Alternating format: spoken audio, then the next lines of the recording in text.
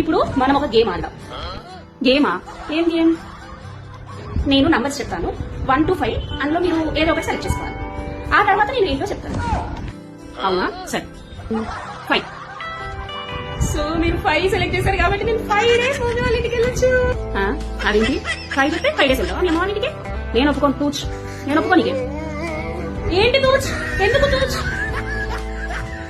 Game ఏంటంటే 0 to 100 count చేయాలి. అప్పుడు నేను మళ్ళీ చెప్తాను, అందులోనే సెలెక్ట్ చేసుకుంటా. పిచ్చిది, నాకు అర్థం కాలేదనుకుంటుంది క్వశ్చన్. ఎంత బాగా అర్థమైందో ఇప్పుడు అర్థమవుతుంది దానికి.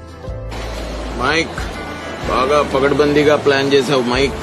సరే సరే, ఈసారి 1 to 100 అన్నారు కదా, ఓకే 1 to 100 లో ఏదో ఒకటి సెలెక్ట్ చేసుకోండి మీరు.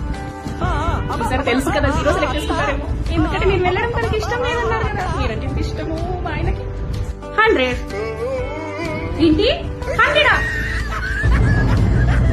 అంటే